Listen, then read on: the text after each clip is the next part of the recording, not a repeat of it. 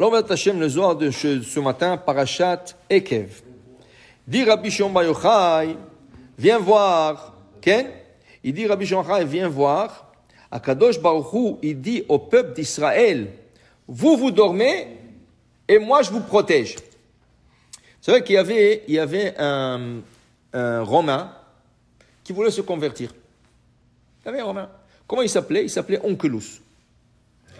Onkelos, il a écrit toute la traduction araméenne de la Torah. Alors quand tu ouvres un Chumash, un Pentateuch, Shabbat, tu regardes, il y a la paracha, juste à côté de la paracha, c'est Onkelos. Il y a une mitzvah de lire chaque vendredi la paracha Shnai Mikra et Chatargum, Onkelos. Onkelos, on dit qu'il a fait son commentaire. C'est pas un commentaire, c'est une traduction araméenne. C'est une traduction qui a été donnée à Moshe Rabbeinu, qui a été oubliée, et lui, il a retourné toute la traduction. Alors, tu l'as sur le Tromash, et tu l'as sur le Nevi'im, tu l'as sur le Ktubim. C'est une traduction très, très importante. Il y a dans cette traduction un peu de commentaire. Qu'est-ce que ça veut dire commentaire? Il ne fait pas un commentaire, lui. Mais de la manière qu'il a traduit, c'est un commentaire. Alors, Rashi, plusieurs fois, pas une fois, pas deux, pas trois, Rashi, plusieurs fois, il dit, Onkelos, la manière qu'il a traduit, c'est ça le sens, mais des fois il est d'accord avec lui, des fois il n'est pas d'accord avec lui. Mais Onkelos c'était une sommité. Maintenant Onkelos, c'est quoi son histoire? Lui, un jour il a senti qu'il veut se convertir. Il voulait se convertir. Il est parti voir son oncle. Okay? Il est parti voir son oncle, Titus, qu'il a détruit le Bédamé. Il a dit, oncle, moi je veux faire une affaire. Est-ce que tu as un conseil pour moi? Il dit, mon fils, pourquoi tu veux faire une affaire? Il te manque de l'argent? Moi, je suis riche. Comment il te faut? Dis-moi, je te donne. Non, je vais avoir l'expérience de la vie. Donne-moi, je vais faire une affaire. Rien que pour avoir une expérience, comment on fait une affaire, je vais avoir une expérience. Il dit, pas de problème. Je te donne un conseil. Mais si tu suis le conseil, tu vas réussir. Il dit quoi? Quand il y a une marchandise que tu la vois dans le marché, qu'elle est descendue très très bas, achète-la. Il dit, parce que c'est comme une roue. Ça descend très bas, ça va remonter. Au moins que tu l'as acheté à un bon prix, quand ça va remonter, tu vas faire beaucoup d'argent. Ah, Toda Rabba, je te remercie, Bémet, oncle, tu as donné un bon conseil, je vais le faire. Il est parti, qu'est-ce qu'il a fait? Il est parti se circoncire, il est parti prendre le mikvé, il s'est converti au judaïsme, il est devenu juif. Mais pendant 2 mois, l'oncle n'a pas entendu de lui. Alors il pensait qu'il a voyagé, faire des affaires et tout ça. Du coup, il y a des gens qui viennent et disent, mais tu as entendu, ton neveu, il s'est converti, il est devenu juif. Juif, qu'est-ce qui se passe? Hasve Shalom, pour lui, Hasve Shalom, il a détruit le Beth Amikdash, lui, et son neveu devient juif. Un jour, il est venu le voir, il dit, dis-moi, qu'est-ce que j'ai entendu? Tu es devenu juif? Il dit, oui. Tu n'as pas honte. Comment tu as fait ce coup? Il dit, mais écoutez, je vais suivre ton conseil. Moi, je te dis de devenir juif. Il dit, oui. Il dit, comment je te dis ça? Il a dit, tu m'as dit, quand tu vois une marchandise qui est descendue très bas, tu l'achètes, parce qu'elle va remonter. Les Juifs, vous l'avez écrasé et vous avez détruit le Beth Amikdash. Un jour, ils vont monter très haut. J'ai investi dans cette communauté. Mais non, lui, il n'a pas accepté, il voulait le tuer. Alors, il a envoyé Attends, il a rien fait sur place. Mais après, il a dit non, rien à faire. Lui, mon neveu s'est converti, je veux le tuer. Qu'est-ce qu'il a fait?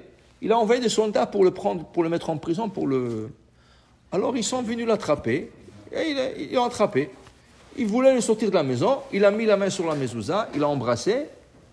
Les soldats, il y avait là-bas au moins 100 soldats. Ils ont dit, c'est quoi ça? C'est quoi cette chose? Il dit, écoutez, vous savez, Titus, quand il dort, il est dans la chambre à coucher, il dort. Et vous êtes les gardiens, vous êtes en dehors de la chambre en train de le protéger. Qu'il ne vienne pas quelqu'un pour le tuer, quelque chose comme ça. Il dit à Kadosh Baruch Hu, le Dieu des Juifs, c'est pas la même chose. Le Dieu des Juifs, quel? La personne, elle dort, et le roi, il est dehors en train de le protéger. Waouh!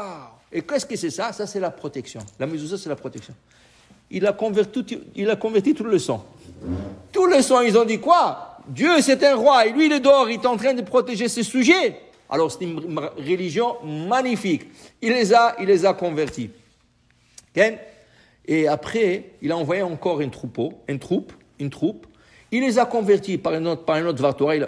Il a arrêté de lui envoyer des troupes. Il a dit, celui-là, il va me convertir tout le Rome. Laisse-le comme ça. Il a laissé faire. Mais pour dire Rabbi Shimon Bar Yochai ce matin, c'est exactement qu'est-ce qu'il dit.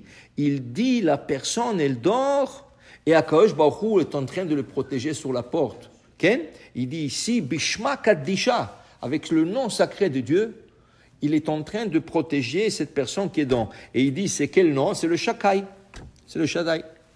Alors vient Rabbi Yitzhak, son élève de Rabbi Shimon Bar Yochai, il dit, alors Rabbi, expliquez-moi une chose, je ne comprends pas. Alors pourquoi écrire toutes les mezuzahs? Pourquoi il y a toutes les mezuzahs? Shema Israël, Hashem Elokeinu, Hashem Echad, Va'afta, et après Vayam Shamoa. Pourquoi écrire tout ça? Prends un parchemin, le même parchemin, écris Shaddai, c'est fini. Roule-le, mets-le sur la porte. Pas besoin de lecher la mezuzah, toute la mezuzah. Viens Rabbi Shimon il dit, non, il lui dit, Béhémet, c'est une bonne question. Rabbi Yitzhak, tu as posé une bonne question. Mais il faut que tu comprends. Le roi, il a besoin de soldats. Alors qu'est-ce qu'il y a? Il y a le Shaddai. Mais il a besoin de ce soldat. C'est quoi le soldat de Shaddai? C'est tout le deux parachutes de Shema. Le Shema, Israël, Hashem. Et il dit, regarde, dans l'extérieur, il y a le Shaddai. Mais à l'intérieur, si je regarde la mezuzah, qu'est-ce qu'il y a le mot qui se trouve derrière le Shaddai? Quel mot il se trouve? Vehaya im shamoa tishmu el mitzvotai. Le deuxième paragraphe qui commence par le mot Vehaya, là-bas, c'est derrière le Shaddai. Dit le Zohar. Alors regarde. Vehaya, c'est le même lettre Yud Ke Vav Ke.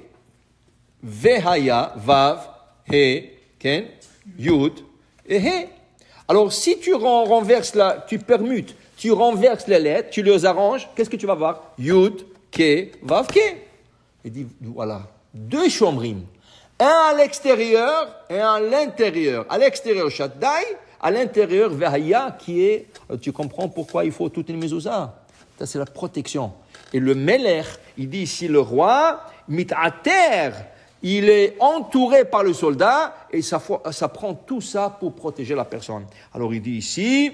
Vehaya milegav, Shaddai milebar, de la venatir barnash mikol citrin. Et la personne est protégée complètement. Okay?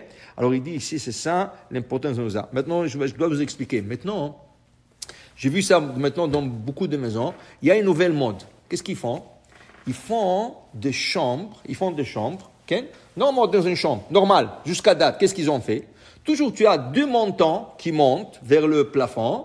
Et tu as du plafond un petit morceau qui descend. Alors là, tu as un frame, tu as comme un cadre. Et la Torah dit, Urtaftam al mezuzot betecha ou bisharecha. Sur ce cadre-là, à droite, tu placeras une mezuzah.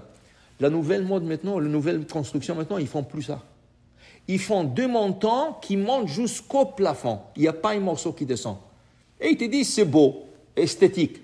Esthétique, c'est beau. Et là, ils mettent des grandes portes. Au lieu de mettre une porte normal, ils mettent des grandes portes qui montent jusqu'au plafond. Okay? Le problème avec ça, tu ne peux pas mettre la mezuzah.